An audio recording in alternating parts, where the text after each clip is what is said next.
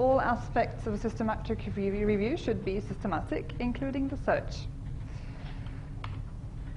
I'm not sure. I'm a bit ambiguous about holding these things because I'm not sure what I teach people. Is it that librarians are indispensable, or is it that people can do this for themselves? I'm not sure. But I think it's got to be up to you and how comfortable you feel searching the databases. But I do think librarians are indispensable and very cool. Today I'm going to talk about, if I have time, where and how to do the searches. I'm going to talk about methodological search filters, reporting the search, bibliographic software, and anything else you want me to talk about. I take requests. I'm not sure this is the best way to teach people how to do searches, because you're a large group. We can't have a nice small workshop with everybody got their computers and I can go around and help people. So instead, this has got to be a more theoretical approach. So bear with me. I hope it's not too boring. It can be a bit too much information at times, but please stop me if I'm moving along too fast or too slowly, or if you have questions at any time. So this is the very interesting table of how a search is done for a systematic review. The first step is to structure the question that Jeff already told you a lot about. But it's really important to categorize the elements of a search and decide what is it really about. What are the important parts of the question? You have to choose the databases or the sources that you use. And the choice of sources is based on the topic of the review and the type of question the review seeks to answer and how much time and resources you have available. Not all databases are relevant to all reviews, for instance.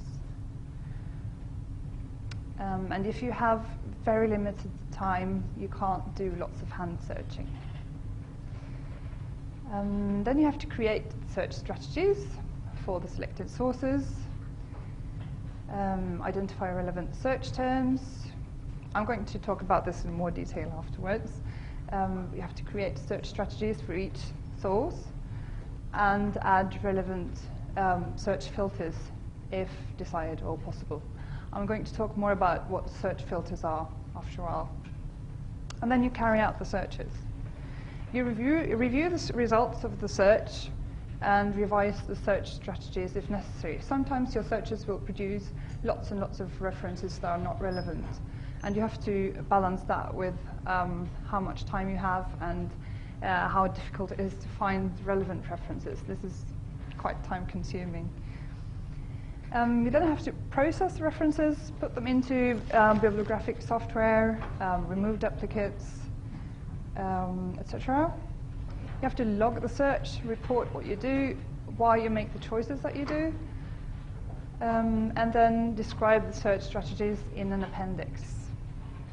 And then you might have to update the search if the project takes too long, or if this is actually updating a previous review. At the center where I work, we usually say that 6 months after the search is done. If the project hasn't finished by then, we have to do another search. And this can be like an ongoing process because you never get to finish after 6 months and you have to do the search again, and then the project moves on and you have to do more work, and then you never finish. So that can be quite a challenge.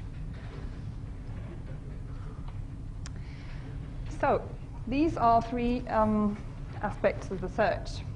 It should be systematic, and by systematic I mean the way the search strategy is developed. You can have a systematic approach to that, although some of it has got to be left to how you feel what one thing does and the other doesn't do,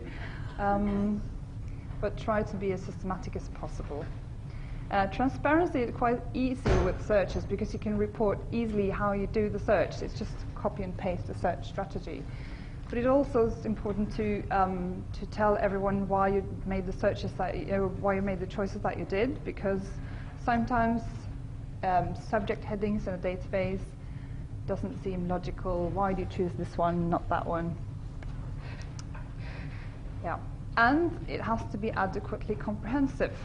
And the level of ambition for the search needs to be consistent with the level of ambition for the review of the project, So if you have very limited time, you can't search a lot of sources. And if you have plenty of time, you can do a really, really good search involving all sorts of approaches to retrieval literature. If you have a rapid review, you necessarily need to limit the amount of sources that you search. And this is quite hard. We have a vision of vacuuming the world for relevant studies. Whether or not this is possible, I don't know. The problem is we don't know the gold standard. We don't know how many studies are out there concerning a specific topic. So we never know if we've found all the studies concerning a subject. But the important thing is we have to have as representative as possible selection of studies included in the review. So we have to try to find as many as possible.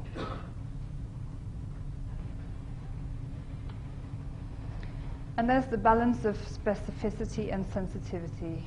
You might know these terms from diagnostic studies, for instance. Sensitivity has got to do with finding all or as many as possible relevant studies in the world. Specificity is about finding as few irrelevant studies or references as possible. Because if you have a lot of irrelevant literature, it takes you quite a while to go through all of that to identify the relevant ones. And this is a very hard balance, because when I do searches, sometimes I end up with 20,000 references, and the researchers goes crazy and say, can't go through all of this. But then, what's the option? So all the time it's a balance between specificity and sensitivity.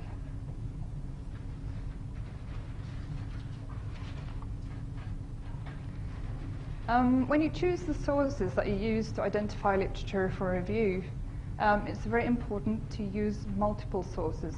And that's not only got to do with multiple databases, but also multiple approaches to searching for studies. And I'm going to go through a few of those. There's, of course, the databases, such as, these are just examples, and there's plenty of databases available. Databases such as ERIC, PsycInfo, Sociological Abstracts, Medline is pretty useful. And you have to make the selection based, as I said, on the topic of your review.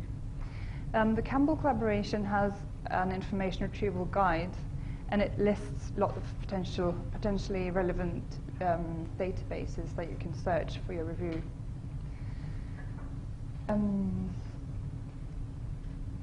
Yes. What is pearl growing? I'm coming to that. That's the next. Pearl growing is, I'm going to explain that more in detail later. It sounds nice, I think. There's also a related approach called searching for citations. One can be contacting experts. One can do hand searching and searching for ongoing studies, and also grey literature. This is just a screenshot of ERIC, which is an education database. The Cochrane Library is just another example. I would have loved to take you through all of these databases and show you in detail how you search them, but I don't have the time for that, so I'm just showing you these now. The Cochrane Library is a medical library. I don't know if you might know it, and the Campbell collaboration is the sister organization of the Cochrane collaboration. But there's quite a few interesting reviews in there that's not purely medical, and lots of Campbell reviews are co-registered with the Cochrane library, or in the Cochrane Library. And it's quite useful. There are several databases within the Cochrane Library. There's the main library of systematic reviews, and they're in there in full text. I don't know if you have, is there a national subscription in the US? to the Cochrane Library? Universities. It's based on where you are. Most universities are going to have access to it. Yep. In Norway, there's a national subscription, so anyone can access it, which is quite nice. There's also DARE, which is the database of abstracts of reviews of effects, which is basically other reviews, other systematic reviews than those of the Cochrane collaboration. There's Central, which is very useful when doing a systematic review, also in the social sciences. It's a library of trials or studies. There's the CMR, which is the Cochrane Methodology Register. It has methods studies in it, and it's also very useful outside of the medical sciences because it has, for instance, information retrieval literature and all sorts of statistical stuff and lots of things that go into systematic reviews without being medical. There's also the HTA database, which is a bit more medically oriented, and the NHS EID, which I've never gone into myself, but it's got economic evaluations. And I know some Campbell reviews have economic evaluations in them, so it might be useful. But all these databases is contained within the Cochrane Library. This is Ovid, which is an interface for, in my institution, we have Medline, PsycInfo, and a few other databases in that interface. I don't know if that's a common interface in States. The Ovid is common for Medline. The CSA interface is I probably see. more common for I see. PsycInfo and Eric. Yeah. There's There's lots of databases and different providers as well to help mix it all up a bit. But they're just different interfaces, and the same databases may be provided in different versions, but they're actually more or less the same. PubMed is also free. That's a version of Medline. Yeah, as I said, we have PsycInfo in this version. Yeah. So lots of different databases to search. Then there's Pearl growing. This is from Wikipedia. You use one study, one citation that you know is relevant for your review. You start from there, and you can tell what kind of terms have the researcher used. You can identify the reference in a database, and you can look at the indexing terms that's being used for that reference, and you can move from there. You can, as it says, you can find keywords, descriptors, and themes to use in a subsequent search. So that's one way, another way of approaching the literature search. I usually use this as a starting point when I do searches, just to look around in the literature and see what people call it. But it can also be used as a more as a strategy that's equivalent to doing the search in databases alone. So this is related to Perl growing. It's called citation searches. It's also a very important strategy to use for systematic reviews. When you find studies that you want to include in a review, you go through the reference lists of those studies, because in lots of primary studies you have like a background chapter stating what kinds of other research has been done, for instance, and you can find studies that's related to the one that you have at hand, which can be a very useful way of doing this. You can do the same thing with systematic reviews that you encounter. You might have, before you start doing a systematic review, you might have found reviews that are similar to the one that you're doing, not completely relevant but related to it, and it might have interesting studies within it, both in the included studies section but also within the excluded studies section. And so you should go through references in that document too to find potentially relevant studies. The reason why I'm telling you this is that ideally we should just be able to go through the databases and search them and stop there. But within the databases,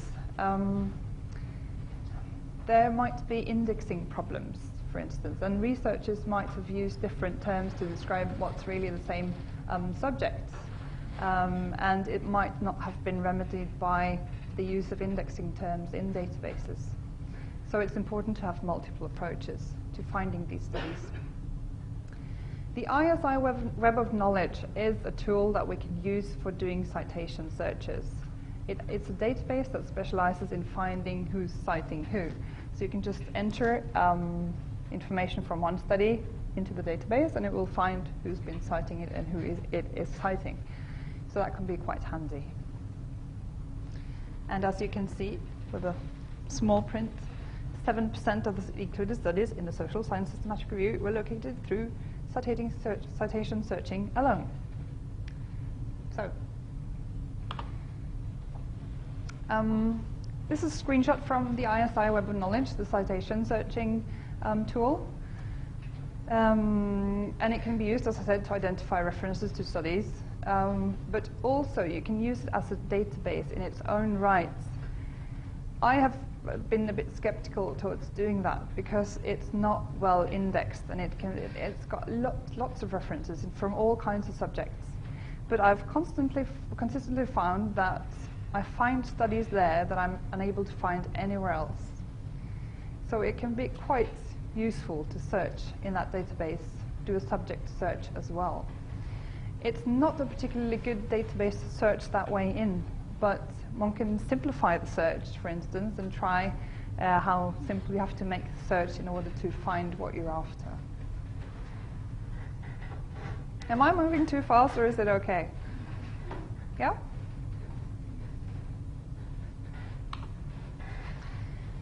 Another important thing can be to contact experts.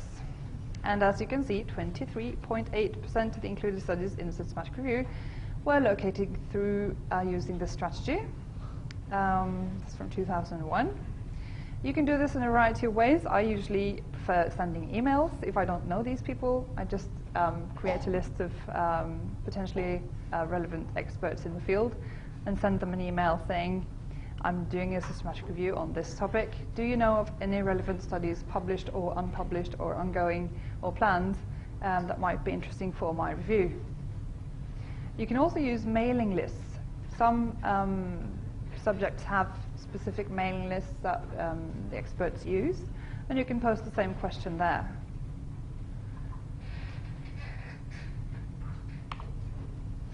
And there's hand searching, which is a very labor-intensive process.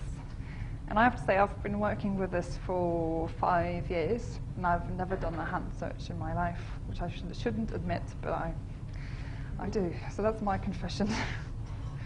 It is very labor-intensive, because what you do is you read through the journals, either in paper or online, but you do read through everything.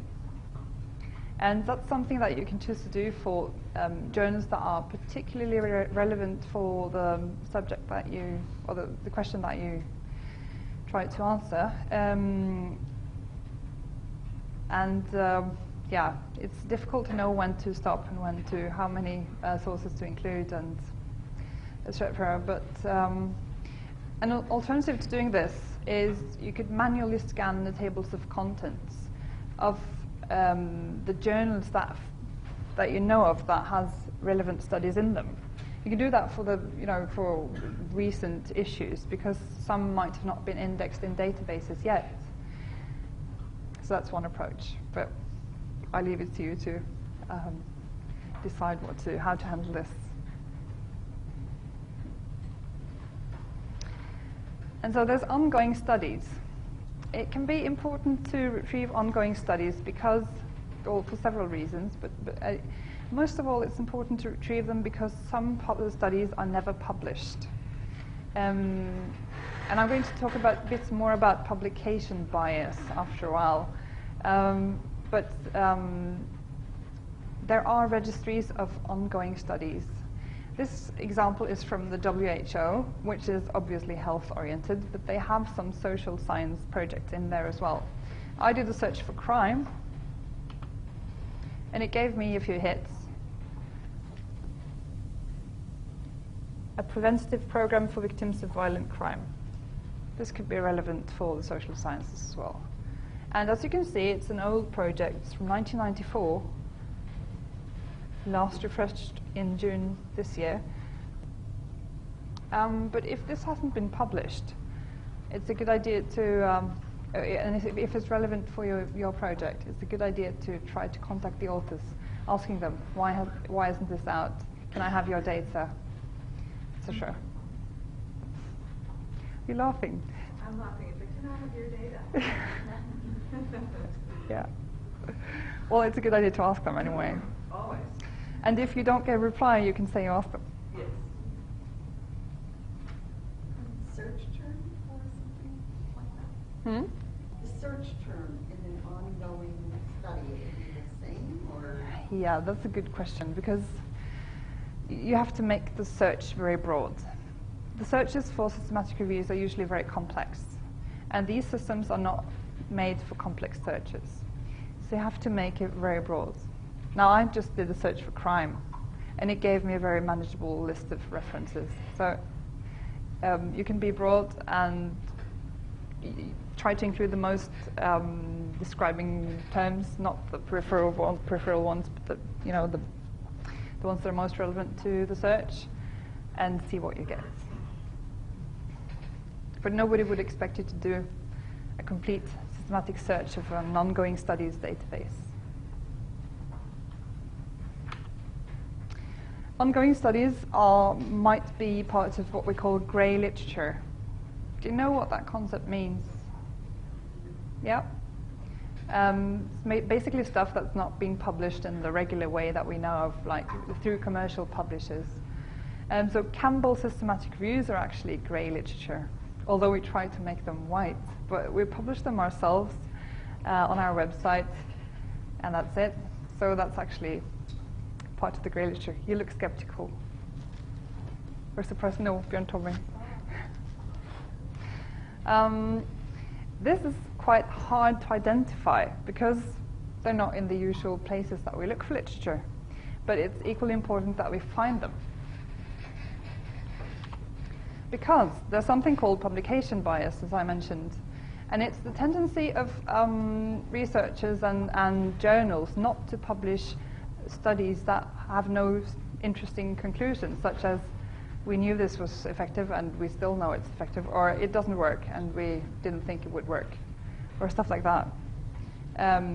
So it's more interesting to publish a study that says this really works well, or it doesn't work at all, it's got lots of side effects or unwanted effects. That's got a much higher chance of being published than other studies. So it's really important to identify studies that might not come to that conclusion and might not have been published at all. Yeah. And also in some areas, actually, quite a few studies are not published in the common ways. They're just published on government websites, for instance, or different places, not being published in journals. I did recently a project on paying informal carers for care. And I identified quite a few studies that's from an American project called Cash and Counseling. And most of those studies are actually published on a website called Cash and Counseling, and nowhere else. So this is really important. There is a database for, there are, yes? I'm familiar with the survey literature, but I've never used it, Mm-hmm. and I'm not as familiar with it as in depth. Is it subject to peer review? Well, that depends. Campbell systematic reviews are, but I think it depends on the literature that you find. You have to just see how it's published and what's being done to it before it's published. Dissertations might be grey literature, for instance. And they're peer reviewed. Yeah. I think if you're in crime and justice, a lot of the unpublished literature that you would find on NCJRS or some of the government websites, they may do internal peer review of their projects. I know a lot of the education literature that's published or gray goes through kind of peer review with the agencies that do the studies. So it really varies. Yeah. Were there any more questions? Yep. I was just going to say, that peer review literature often has a lot of data that nobody knows exists in the scientific community because they don't go up. I happened to be talking to somebody at a coffee at a conference and mentioned we'd done a survey and he'd been looking for it for 5 years. Probably done it 4 years ago, but he had no idea we even done that. So there's a lot of very good documented information out there as long as you're judicious about taking your assessment.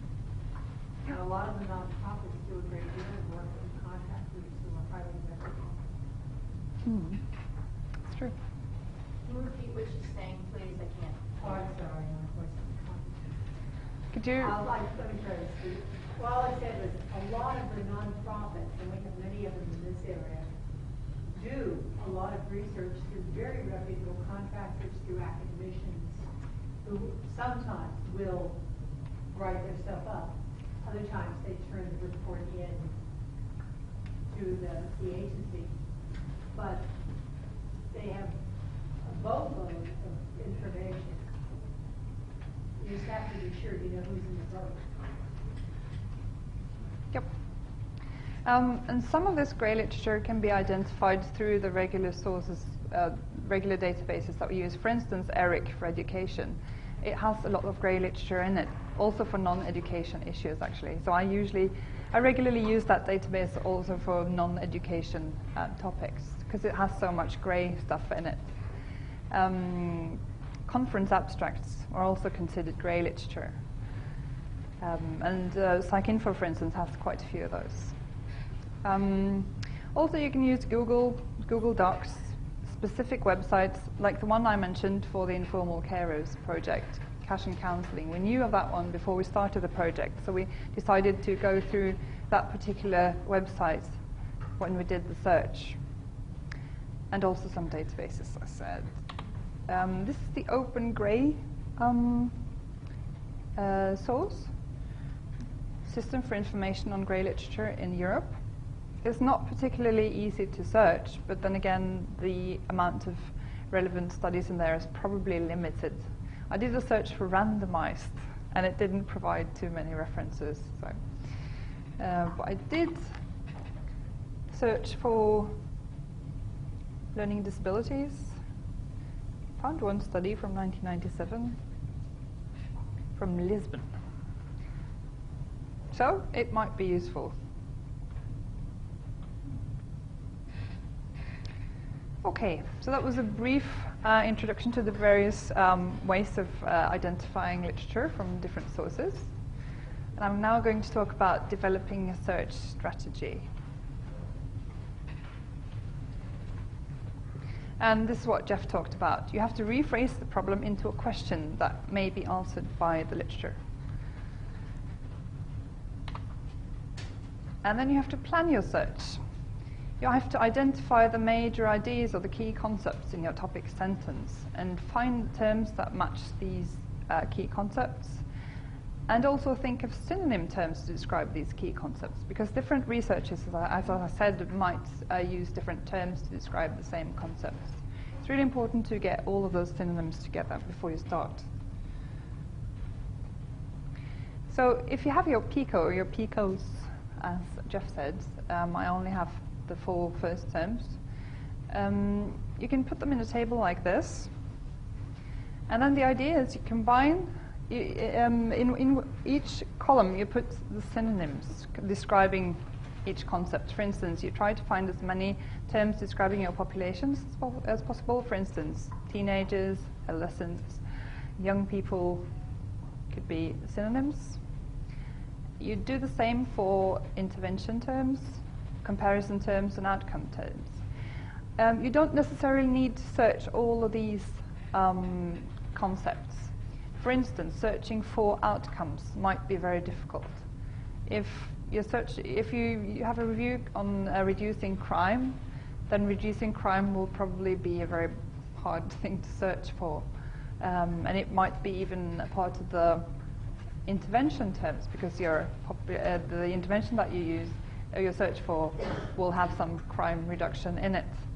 So it might not be necessary to search for outcomes. It might not be necessary to search for comparisons, unless you have a very specific comparison you want to search for. For instance, if you're only including placebo, or you only including one specific intervention, functional family therapy, compared to something else. So mainly when I do make search strategies, I usually search for population terms and then intervention terms and nothing else. So when you've managed to find a lot of synonyms describing your population and your intervention and potentially others in this table, you combine the synonyms with the operator called or, and you combine the concepts, the P and the I, with and. I'm going to show you how that works. You might know this, how this works already, but yeah, I'll show you in a minute. Identifying the search terms can be a challenge. You can ask your colleagues and experts on the field. When you contact experts for references, you might also add questions on, for instance, identifying relevant databases, identifying relevant search terms. That can be a part of that email. Of course, you can read journal articles and books on the subject, which you usually do when you're doing systematic review. There's also something called scope notes in many databases. And that's a database usually has an indexing language, which is a set of terms that's used to describe each reference in a set way using a thesaurus. And that thesaurus usually has explanations and synonyms in it. So you can search it and see what synonyms are being used.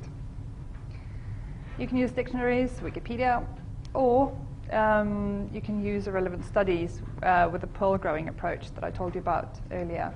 Identify the index terms from that study, if you have one.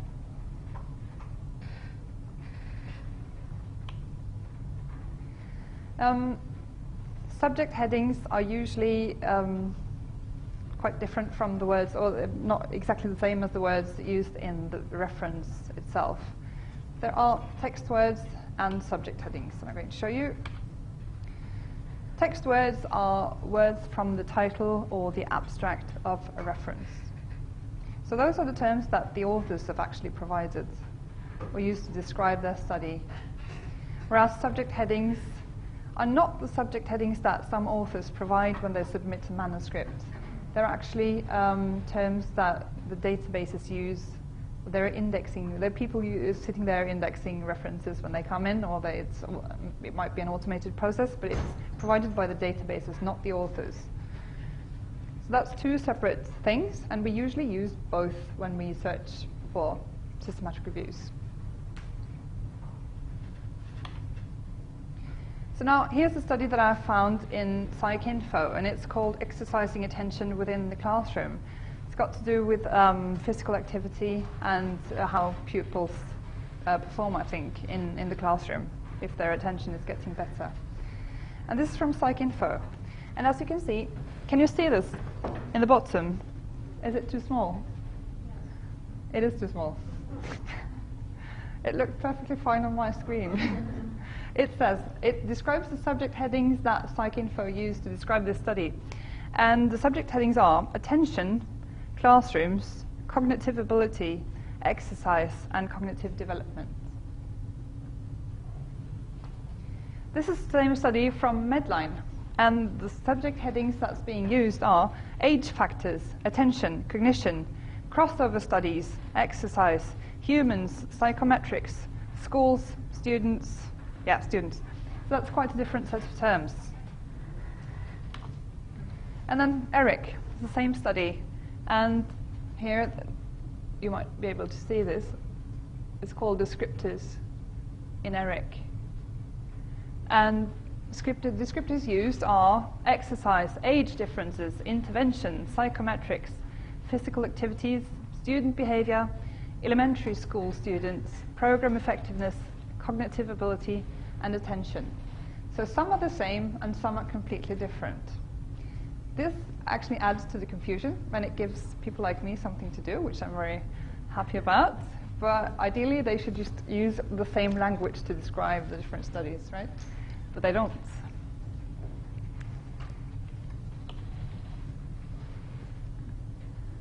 And now I just, in ERIC, this is just to show you the scope notes that I talked about, the definition that's provided within the indexing language in the database. This is a scope note for nursery schools, and it describes the subject, schools for preschool children, the ages, etc. And also related terms. It gives you related search terms for this subject, which can be very useful. Childcare centres, they call professional practice. In CINAHL, which is the nursing database, it's called home visits. And then PsycInfo, home visiting programs.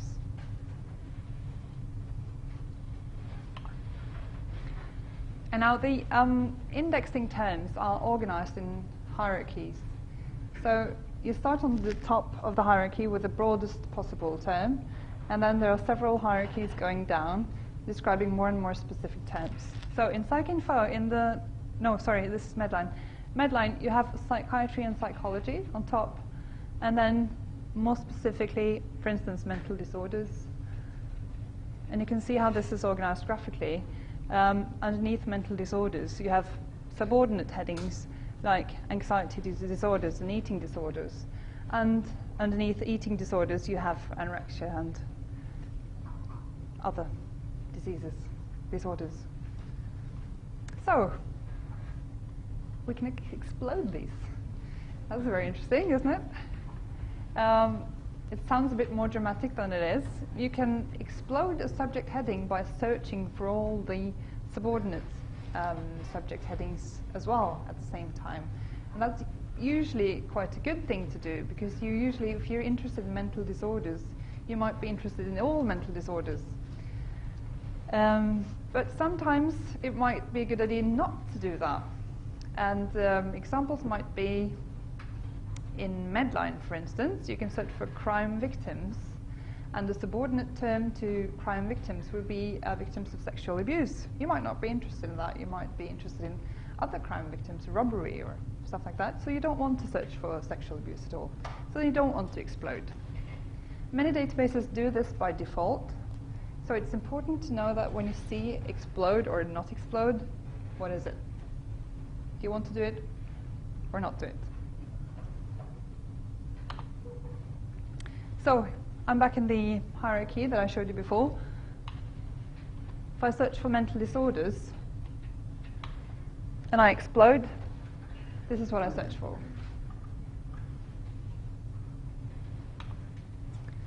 So there are two other important techniques to remember when you do a search. But the joker here, because it's a wild card, truncation symbols. You might know these from other parts of information technology, but we usually use a star or another symbol to search for the stem of a word, and then include all sorts of endings to that word. So for instance, protect with a star after it will retrieve protect, protects, protective, etc. It can be a hard challenge to figure out where to put the star. Because if you truncate too early, you might get too many hits or too many different subjects. So where is the actual meaning of the word? When does it end? What kind of endings do you want?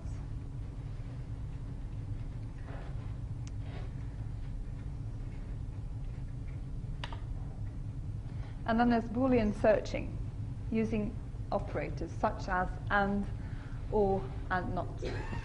Are you familiar with these? Yeah? I'll just go quickly through it. If you search using and, you want documents that contain both the terms that you're searching for, both cat and dog, for instance. So you narrow the search by using and.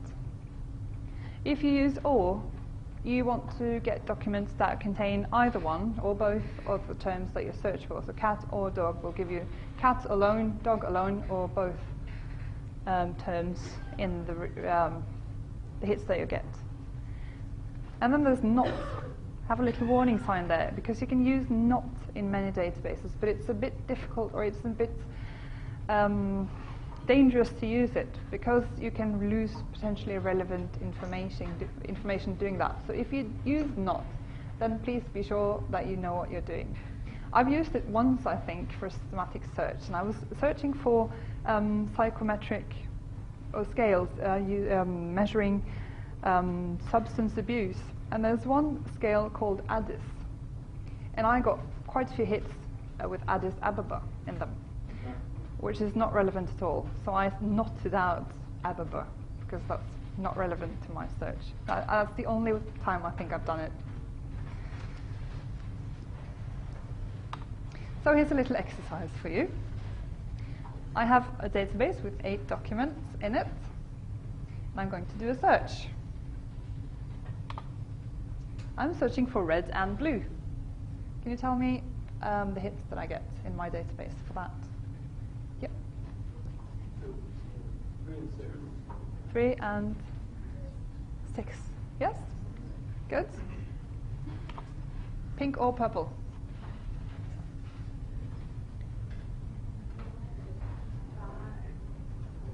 Hmm? 5? Let's see. 1, 2, 4. Oh, there's one. I forgot to update the numbers on that one. 1, 2, 3, 4, 5. Yes? Good. And then not green, not black.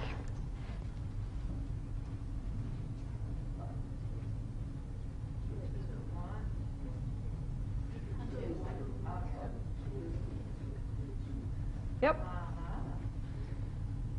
So you get it? That's good. Okay, so now I've talked about searching the databases, finding the proper terms, using subject headings. Now I expect you to be able to do all of this by yourselves. Yes? And I'm going to talk about method search filters. They're called a bit different things, like search filters, methodological search filters, etc. But it's a given combination of text words, indexing terms, and publication type. And they're combined with the complete search strategy using AND. And it's a way of describing a methodology. It will limit the search to specific study designs, for instance, RCTs or qualitative studies or economic evaluations. Some of these are tested quite well, how they perform in databases, and some are not tested at all. And it's a bit difficult in the social sciences, because these are usually created for medical stuff. And the problem with the social sciences is there's a lack of structured abstracts in many studies, and researchers might not be as good at describing their methods within the abstract of the reference. So we need to have a bit of a careful approach when using these. But they can be quite helpful anyway. There's the Cochrane Highly Sensitive Search Strategy, which is well tested, and it will give you RCTs. I regularly use that in the databases that it's developed for, and I usually use it in other databases as well, but I try to adapt it as well as I can. If you don't have to use these, then don't, because sometimes it can be good to see the variety of study designs that you get on a certain topic. But if you get too many hits, then it can be a good way of limiting that. But it's a matter of preference. I know there are some people within the Campbell collaboration who likes having the database full of unexplored study designs, and they can code them and do things with them. But while others don't like that as much. There's something called clinical queries within Ovid, for instance. I don't know how that works in EBSCO or CSA, if there's anything like that. But those are sort of ready-made search filters that's built into the database. So when you do a search, you can click on the button, and it will give you sort of the search with the filter on it. And these filters have usually also been tested quite well. And you have different filters for RCTs, for systematic reviews, qualitative studies, etc. There's a collection of studies of search filters on the link that's provided in the presentation. And this, by the way, will be available on the conference website and also on the Campbell Collaboration website, so you can access it. It's not published yet because I was working on it last night, but it will be there. This is a typical search filter. This is actually the Cochrane highly sensitive RCT filter. And it's searching through different fields within a database. The PT at the end is a publication type. So you search for the publication type called randomized controlled trial. But as these references are not always correctly indexed, you have to do other things as well. For instance, searching for randomized in the abstract, trial in the title. You don't have to understand all of these codes, because this is tested and it's used as it is. This is an example of the clinical queries that I mentioned. If you search for caregivers in Medline, you can limit them to reviews, and as you can see, you can choose between a sensitive search and a specific search, which will give you many more relevant references, but it might be too exclusive. You might also sort some references out. And then there's an optimized version, which is a combination between the two. And as you can see, the sensitive one will give you almost 5,000 references, whereas the specific one will give you 188. And the optimized one, 1,500. So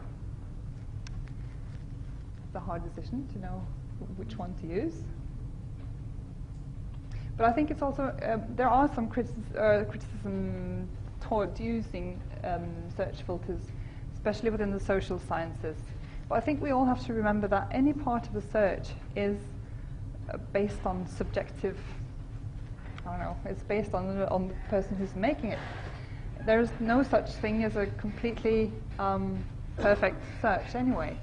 So all parts of the search will actually give you a risk of losing something, because every part of the search is limiting the search in some way, and you might lose something.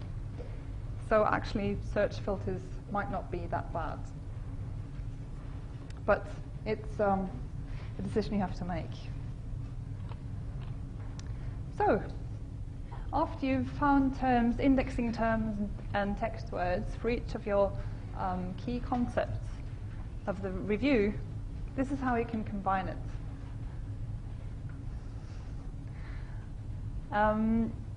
As I said, you combine the different synonyms using or to broaden the search, and then you combine all the concepts with and to make it narrower. And after you've done that, you combine it with a methodological search filter if you want to. Oops. Sorry?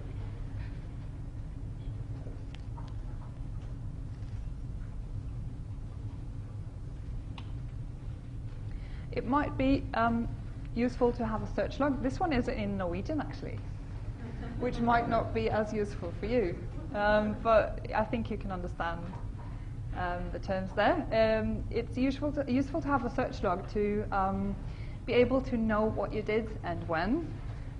You describe the database that you've searched, the date, and strategy. I usually use that for telling or remembering the name of the search, because you usually save it within the database, and it can be useful to know which name you gave it. The number of hits and the comment section. You can say, I don't know, thing you might have to comment on. For instance, there's the translated version. I searched Cochrane on July 20th, and I saved the search as a social welfare 2011, got 7 hits and no notes. Whereas I can also say the same thing about Reference Manager, which is a bibliographic software that I use. I can say I haven't removed the duplicates yet from that search. So this can be used as you prefer, but it's very handy to have a list of what you've done and where you've saved it.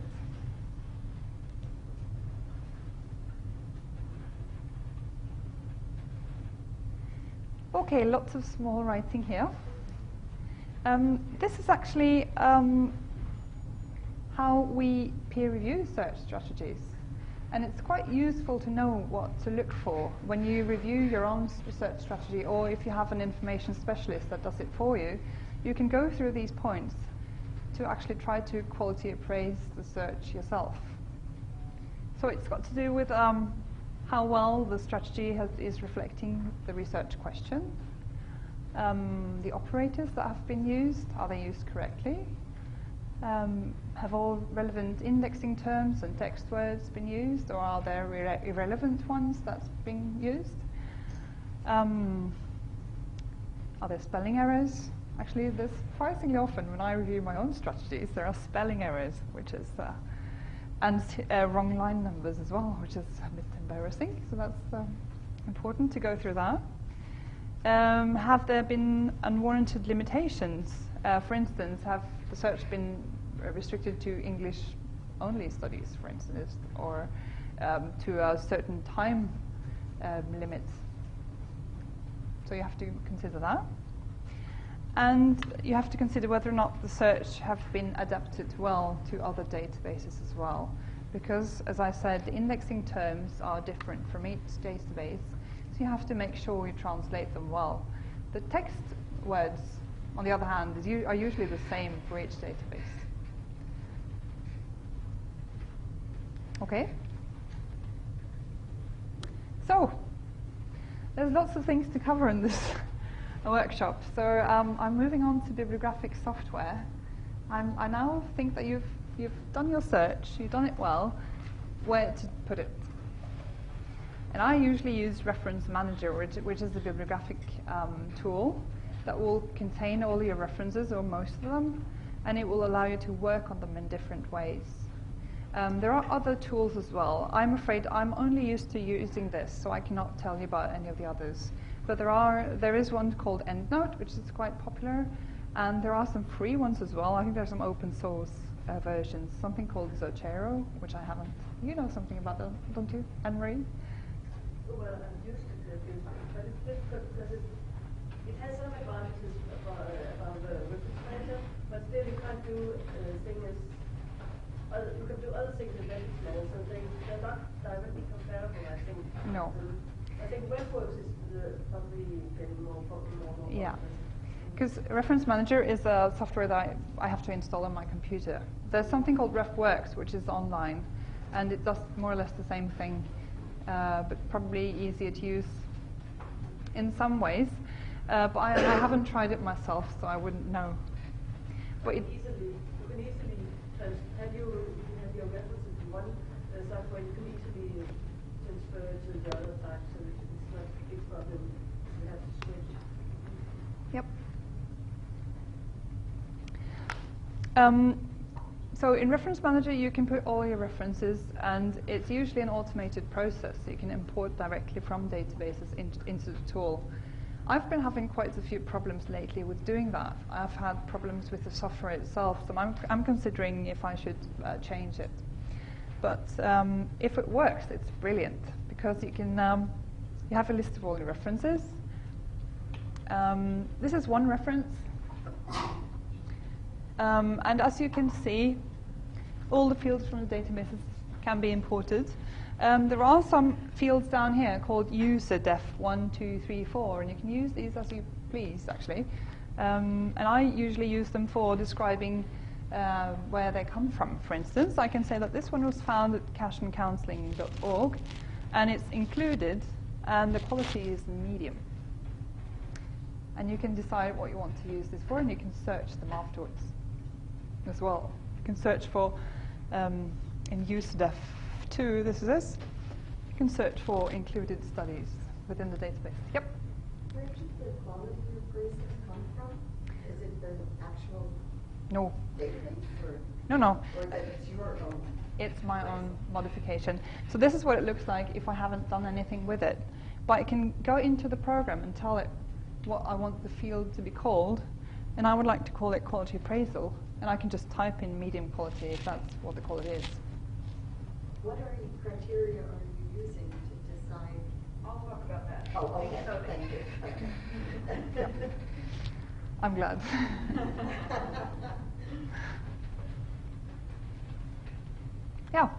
So that's it.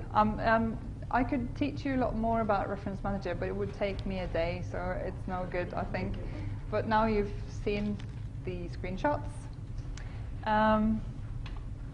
This is our guide to searching for studies, for systematic reviews.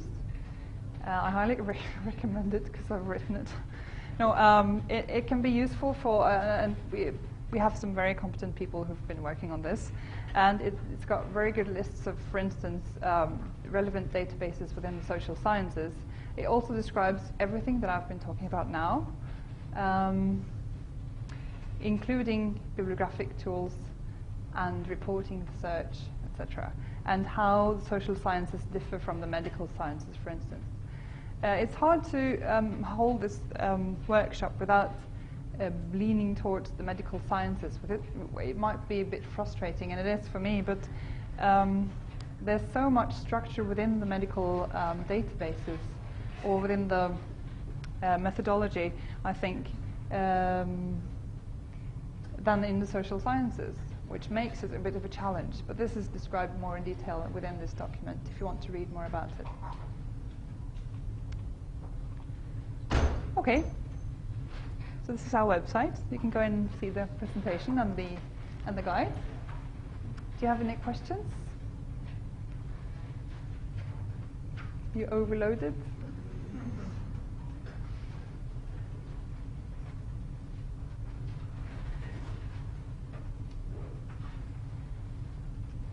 No?